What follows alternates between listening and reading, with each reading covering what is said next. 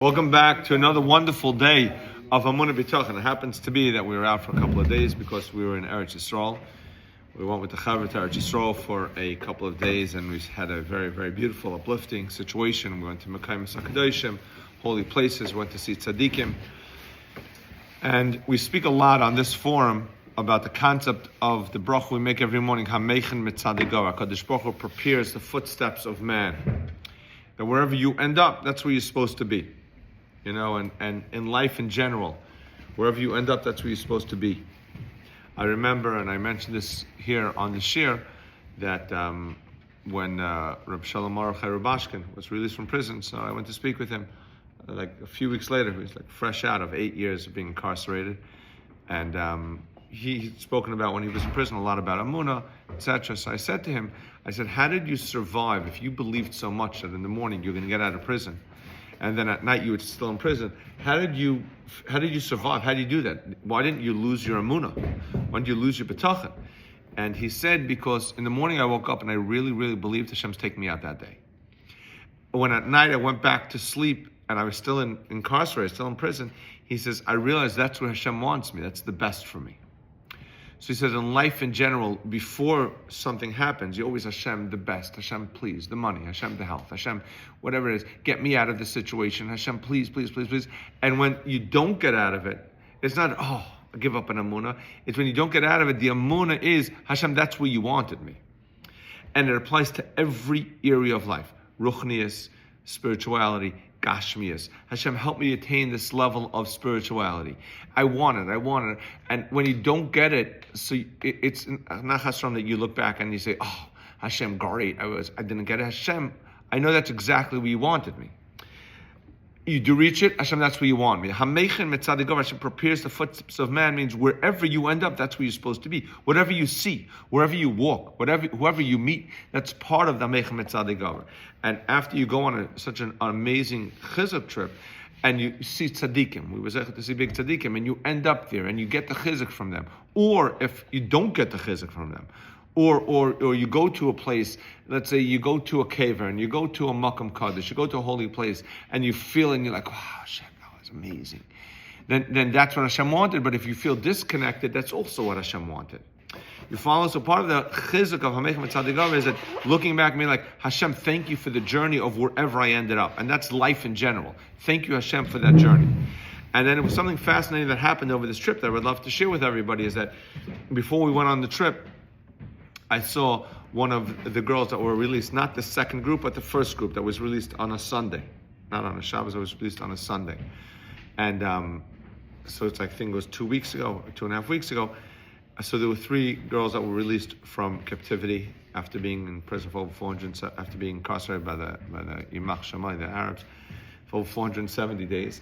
And she, the first thing when she got out of prison, you see her, she hugs her mother and she's crying, etc. And then you see her on a video call with her father. And the first thing she says to her father is, Abba chazarti b'chayim. She's sobbing. She says, Abba, Father, chazarti b'chayim, I came back alive.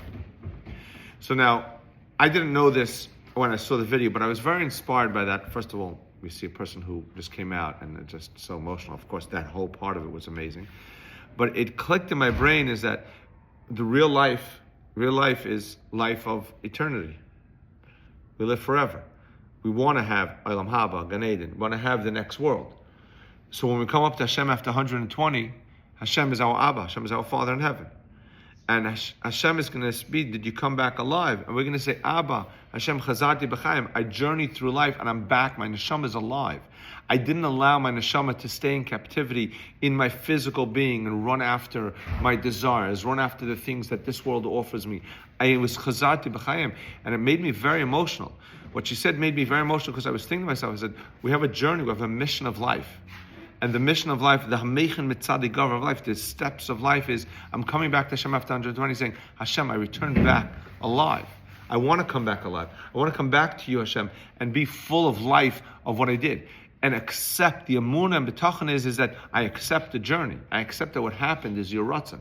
I accept what you did and what happened to me, my physical, my spiritual, is all Ratzon Hashem. So that's really the concept of Abba Chazarti B'chayim.